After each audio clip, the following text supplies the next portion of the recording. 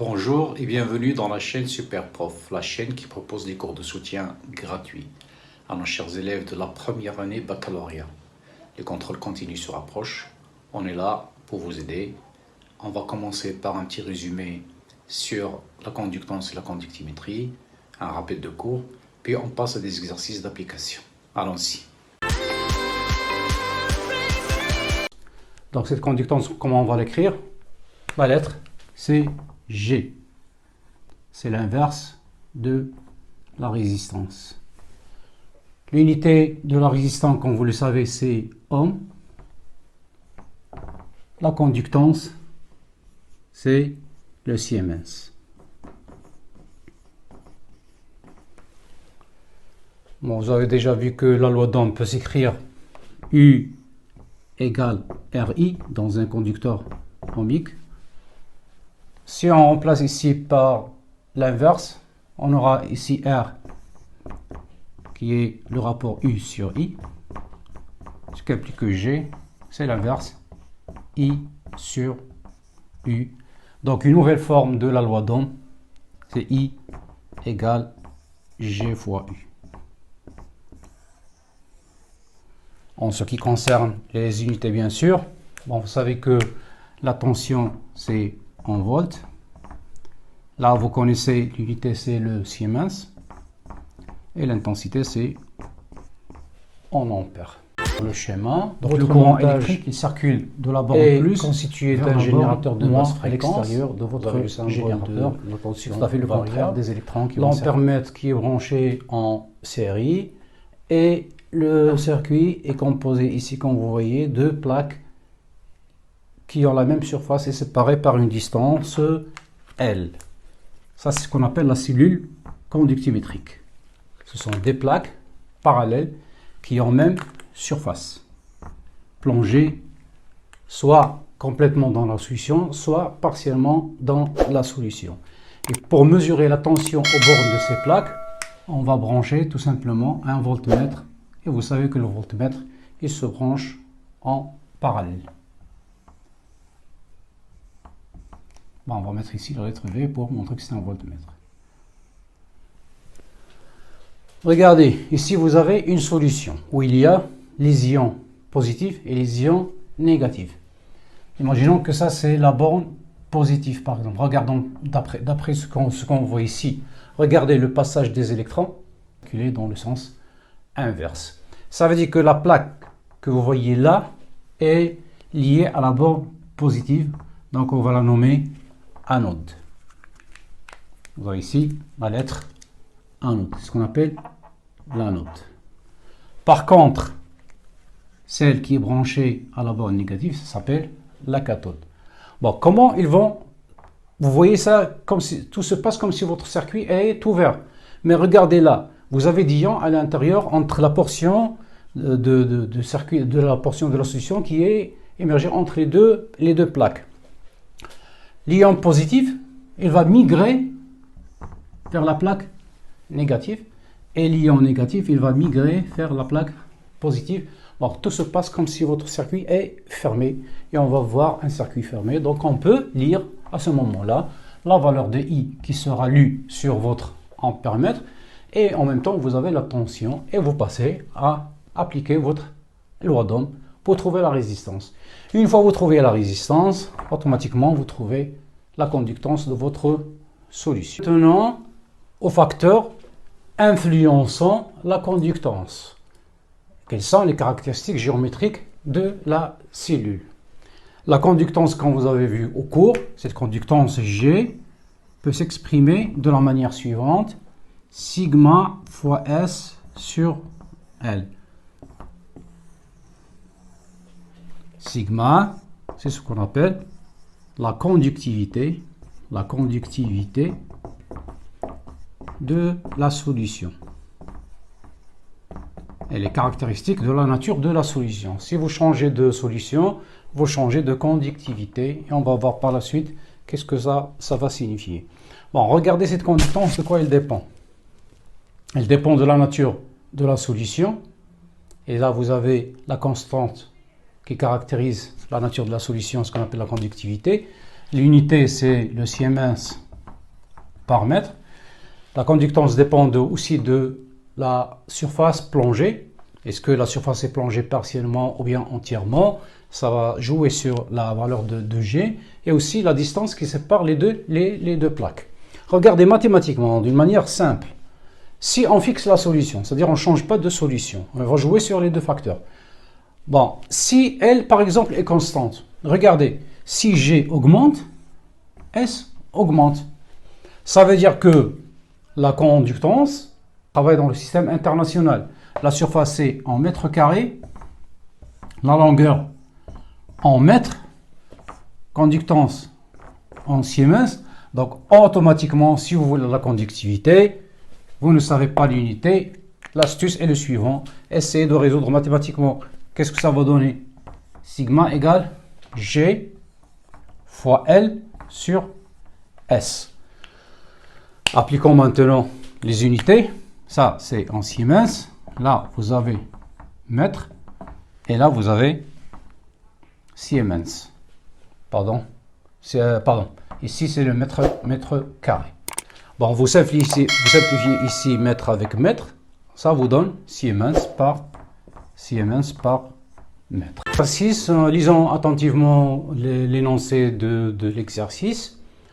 On vous dit dans l'énoncé qu'on prépare une solution aqueuse S0 de bromure de potassium qu'on écrit KBr.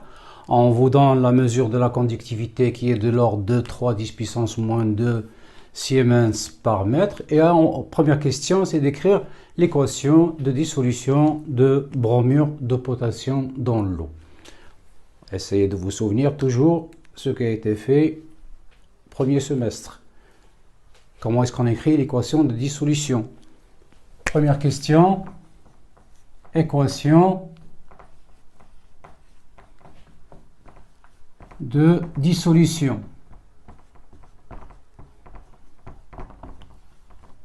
du bromure de potassium qu'on écrit KBr. KBr. Je vous rappelle que vous avez vu que au cours de ce genre de réaction, vous passez par 3 étapes qui sont la dissociation, puis l'hydratation, puis la dispersion. Bon, votre KBr est sous rotation K+, AQ plus l'ion Br- AQ. Deuxième question. Calculez la concentration molaire de cette solution en mol par litre. Et là, vous faites très attention. Vous travaillez dans le système international, vous allez trouver que votre concentration s'exprime en mol par mètre cube et vous deviez convertir en mol par litre. Je sais que vous savez comment le faire. Bon, qu'est-ce qu'on va faire?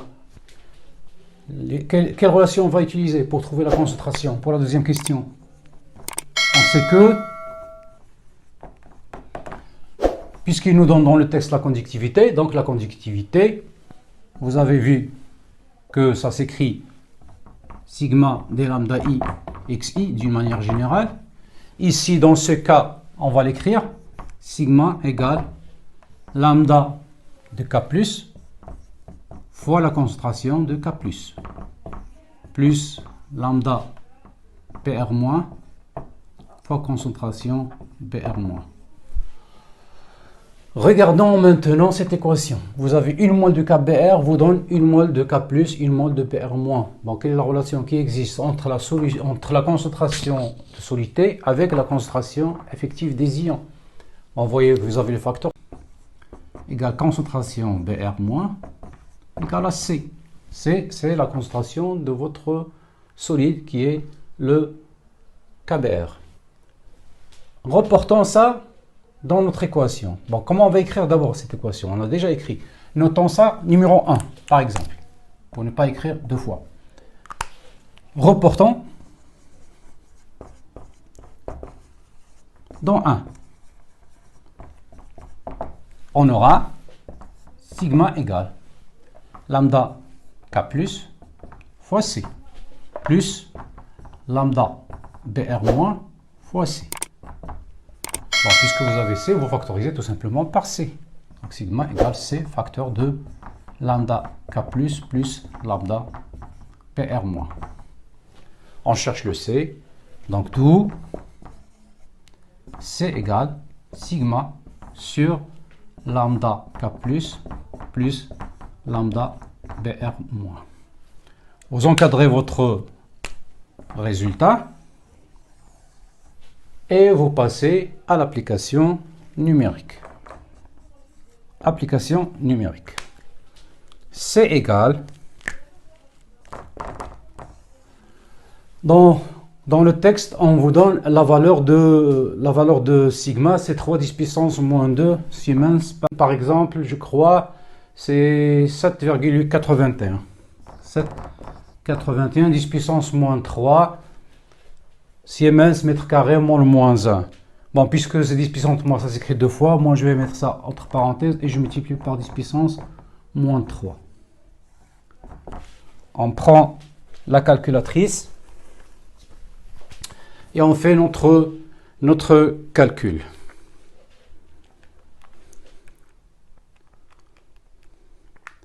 Vous faites votre calcul, ça vous donne 2 mols par mètre cube.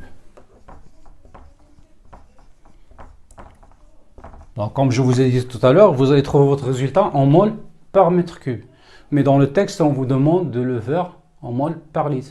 Comment on fait pour passer? Tout simplement en multipliant par 10 puissance, 10 puissance moins 3. Voyons voir maintenant la troisième question. On vous dit que la solution a été diluée 10 fois. Qu'est-ce que ça veut dire diluer 10 fois? Ça veut dire tout simplement que votre concentration est divisée par 10. Là, la nouvelle concentration notée C', ça sera tout simplement la concentration de départ divisée par 10. Qu'est-ce qui a changé dans le sujet? On a toujours la même solution, c'est-à-dire les mêmes ions. La conductivité qui a changé, elle devient la conductivité sigma prime. Bon, en appliquant toujours la même relation comme précédemment, on peut écrire lambda K plus lambda BR moins facteur de la nouvelle concentration C' égale lambda K plus lambda BR moins facteur de C', on va la remplacer par C sur 10. C sur 10. Regardons maintenant qu'est-ce que ça représente, cette quantité-là. Voici. C'est tout simplement la conductivité de départ. Donc on peut écrire que sigma prime est égal à sigma sur 10.